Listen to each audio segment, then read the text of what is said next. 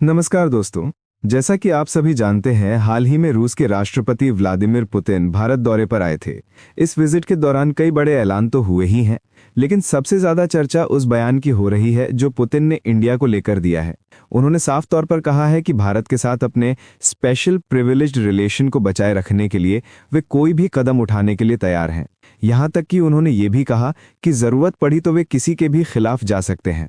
ये बयान अपने आप में बेहद मजबूत संदेश देता है, चाहे वो वेस्टर्न देशों के लिए हो, चीन के लिए हो या बाकी दुनिया के लिए। साथ ही भारत और रूस के बीच जो 2030 तक का विजन डॉक्यूमेंट साइन हुआ है, वो ये साफ दिखाता है कि रूस बिल्कुल भी आइसोलेटेड नहीं है।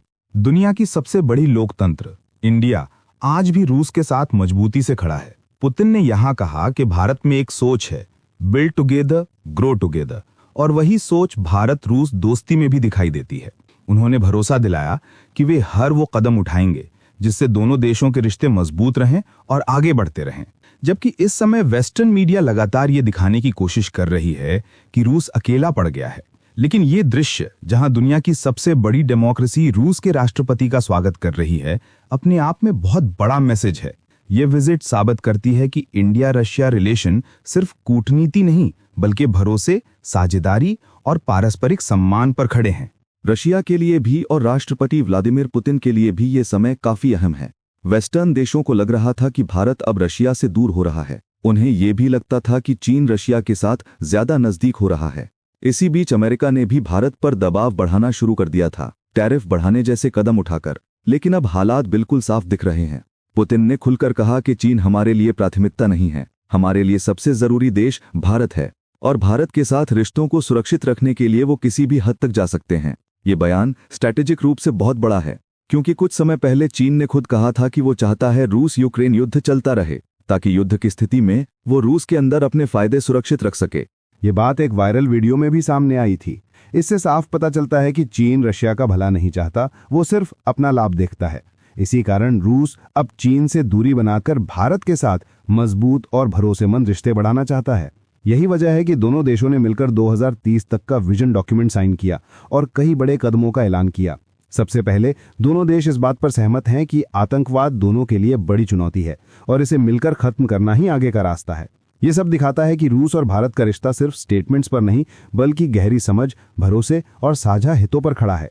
हालांकि भारत और रूस दोनों के लिए आतंकवाद की परिभाषा थोड़ी अलग है, लेकिन हाल ही में मॉस्को में हुए आतंकी हमले और दिल्ली व पहलगाम में हुए अटैक, इन तीनों पर दोनों देशों का मत बिल्कुल एक जैसा रहा है। दोनों ने इन्हें साफ साफ आतंकवादी हमले माना है। रशिया ने कहा है कि अब वे यूनाइटेड नेशन में लिस्टेड टेरर ग्रुप्स के खिलाफ मिलकर बड़ा कदम उठाएंगे। कोई भी देश अगर आतंकियों को फाइनेंस, सपोर्ट या क्रॉस बॉर्डर मूवमेंट की सुविधा देता है तो उसे रोका जाएगा। उनका साफ कहना है कि दुनिया में ऐसी कोई जगह नहीं बचनी चाहिए जहां आतंकवादी आसानी से छिप सकें। रशिया ने यह भी भरोसा दिया कि भारत द्वारा प्रस्तावित comprehensive convention on international terrorism, जिसे अभी तक मंजूरी नहीं मिल सकी, उसे पास करवाने में वे भारत का पूरा साथ देंगे। साथ ही social media, crypto payments, drone जैसी आधुनिक तकनीकों के दुरुपयोग को रोकने पर भी दोनों देश साथ काम करेंगे, ताकि आतंकियों की पहुंच और ताकत को कम किया जा सके। ट्रेड को लेकर भी एक बड़ा निर्णय लिया गया है। भारत और रूस दोनों ने मिलकर ये लक्ष्य रखा है कि 2030 तक द्विपक्षीय व्यापार $100 बिलियन तक पहुंचाया जाएगा। इसके लिए दोनों देश आपसी टैरिफ कम करेंगे और व्यापार को आसान बनाएंगे। अभी तक भारत रूस व्यापार मुख्य रूप से तेल और रक्षा पर टिका था, लेकिन अब दोनों राष्ट्र तय कर चुके हैं कि इससे आगे बढ़कर लेबर मोबिलिटी, शिपिंग, संस्कृति, मीडिया जैसे कई नए क्षेत्रों में भी सहयोग बढ़ाया जाएगा।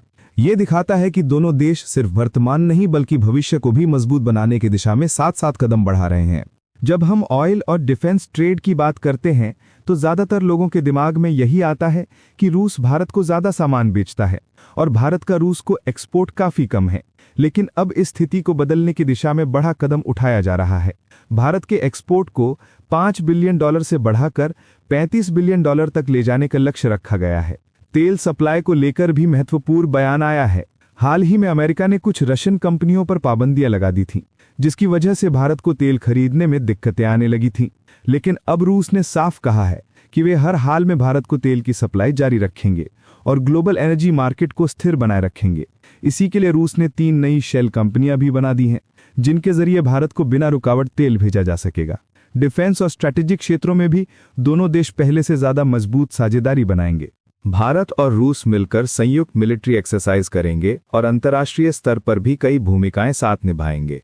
दोनों देश मिलकर एशिया में मल्टीपोलर वर्ल्ड ऑर्डर को आगे बढ़ाना चाहते हैं, जहां एक देश की नहीं बल्कि कई देशों की बराबर भूमिका हो। इसके अलावा भारत और रूस विश्व शांति और स्थिरता के लिए मिलकर काम करने पर सहमत हैं। दोनों की विदेश नीतियां अब पहले से ज्यादा एक दूसरे के अनुकूल और एक दूसरे को सपोर्ट करने वाली होंगी। कुल मिलाकर ये साझेदारी आगे आने वाले समय में और भी मजबूती से दुनिया के सामने उभरने वाली है। क्लाइमेट टेक्नोलॉजी और ग्लोबल कॉमन्स को लेकर भी भारत और रूस ने कई बड़े फैसले किए हैं। दोनों देशों ने कहा है कि वे climate change, low carbon development और सस्टेनेबल फाइनेंस जैसे मुद्दों पर मिलकर काम करेंगे। इसके साथ ही people to people contact, mobility और ट्रेड को आसान बनाने पर भी जोर दिया जाएगा, ताकि दोनों देशों के बीच जुड़ाव और मजबूत हो सके। आज की जियोपॉलिटिकल स्थिति काफी तनावपूर्ण है। वेस्टर्न प्रेशर, सैंक्शंस और रूस यूक्रेन युद्ध जैसी परिस्थितियों के बीच भारत और रूस ये तय कर चुके हैं कि वे इन चुनौतियों से मिलकर निपटेंगे। दोनों देश स्ट्रेटेजिक बॉन्ड को और मजबूत करेंगे और पार्टनरशिप को आगे बढ़ाने के लिए नए रास्ते खोजेंगे। आप ध्यान दोगे तो देखोगे कि ये सभी अनाउंसमेंट काफी ब्रॉड और बड़े स्तर पर किए गए हैं। इनमें अभी किसी भी चीज को पूरी तरह फाइनल नहीं किया गया। ये सिर्फ दिशा तय की गई है कि किस किस क्षेत्र में दोनों देश आगे बढ़ना चाहते हैं। अब इन बड़ी घोषणाओं के बाद अगले स्टेप में दोनों देशों के डिफेंस मिनिस्टर, इकोनॉमिक मिनिस्टर और अन्य प्रमुख टीमें बैठकर ये तय करेंगी कि इन योजनाओं को जमीन पर कैसे उतारा जाएगा, कौन से कदम पहले लिए जाएंगे और इन्हें लागू करने की प्रक्रिया कैसी होगी। कुल मिलाकर भारत और रूस ये दिखा रहे हैं कि बदलते वैश्विक माहौल में भी उनकी साझेदारी सिर्फ टिकाऊ नहीं बल्कि लगातार आगे बढ़ने वाली है।